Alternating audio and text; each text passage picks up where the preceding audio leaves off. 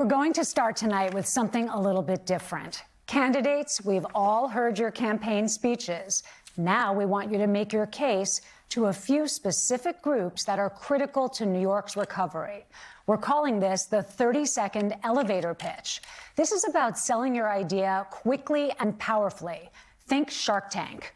We'll begin with a pandemic-related question for Ms. Morales and Mr. Yang.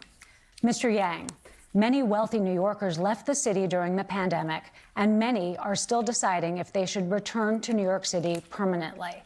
How do you convince a family that their future should be here? Please look into the camera and give that family your this one right here. Thank you. And give that family your 30-second elevator pitch. Go. I understand why you are concerned about New York City. You are concerned about your family's safety. As mayor, I will deliver public safety that you expect and deserve. I was just endorsed by the Police Captains Union because they know that we need a mayor who's going to prioritize real change on the ground and get boots on the ground where they can keep us safe. And also, Florida's weather is turning pretty nasty now. I know it was nice a few months ago. Thank you, Mr. Yang. Ms. Morales, same question to you. Please look into the camera and convince that family why they should come back to the city. Your time starts now. Primeramente, le quiero desear buenas tardes a todos los latinos de Nueva York. Estoy muy orgullosa de ser la primera latina que se ha postulado para la alcaldía de la ciudad. In terms of returning from this crisis, one of the things we have to recognize is that this is also an opportunity for us to confront and face the deeply rooted systemic and structural issues and inequities that have plagued our city for so long, that made it possible to increase the divide in our communities. And this is an opportunity for us to put a stake in the ground and create a new New York City that works for all of us. Thank you. Sally? Thank you, Ms. Morales. The next question will go to Mr. McGuire and Ms. Wiley. Ms. Wiley, we'll begin with you. Here's a scenario. A biotech company is considering moving to Queens, bringing 1,000 jobs and economic activity. But with crime and taxes going up, the CEO is a little bit hesitant and demanding tax breaks. We'd like you to give that CEO your 30-second elevator pitch, and please be specific about what you will offer them. Go.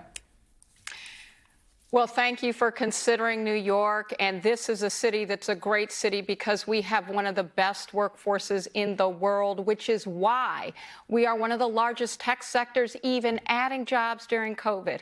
And this is a place where you're going to get the talent because we're going to invest in great public schools and schools that serve all our kids, including hiring 2,500 more teachers to bring class sizes down.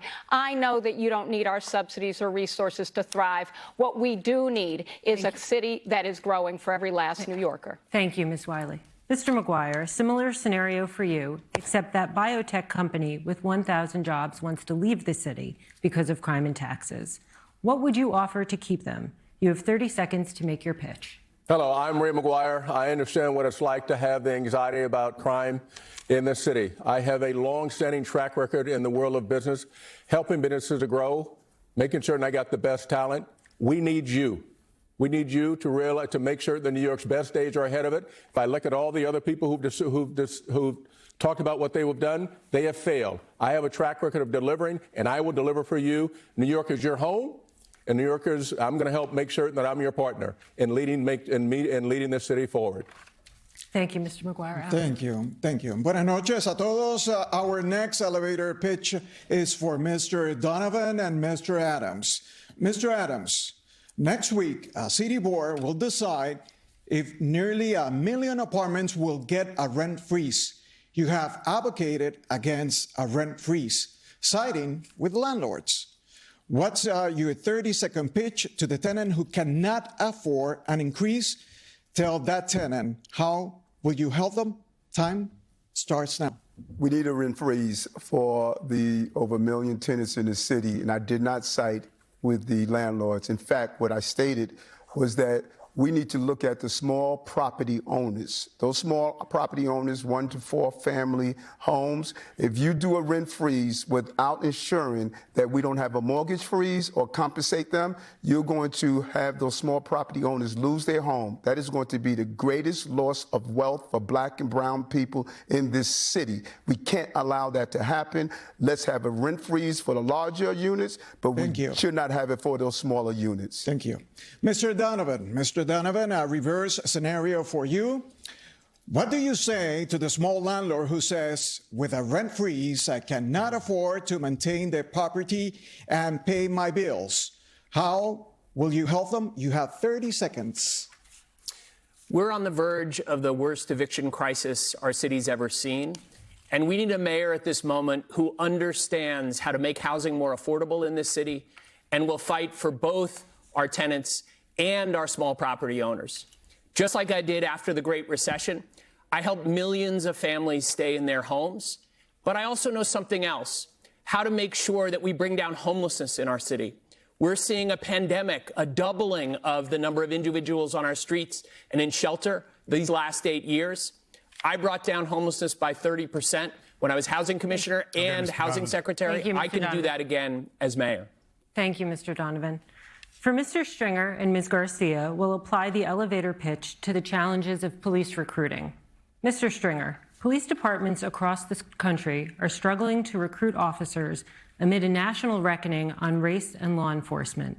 What is your 30-second elevator pitch to convince a young person in the city that they should join the NYPD? Remember, you're speaking directly to a potential young recruit.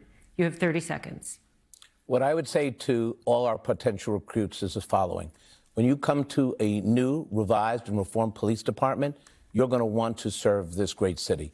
First of all, we're going to make sure that we recruit from New York City, and we're going to expand the pool of applicants so that people of color view policing as something that's worthy and honorable. That hasn't been the case, and we have seen over-policing in so many communities of color. It's now time to create a reform mechanism in the police department where people will step up and want to serve. I believe there's a future for all of the recruits, but we have to also change the paradigm of policing in this city. Thank you, Mr. Stringer. Ms. Garcia, your turn. Same pitch to that potential recruit. You have 30 seconds.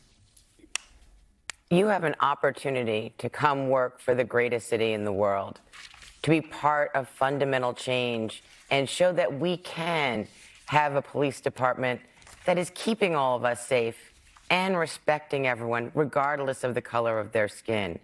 And this is personally important to me. My brother is African American, and I know the challenges that he's faced.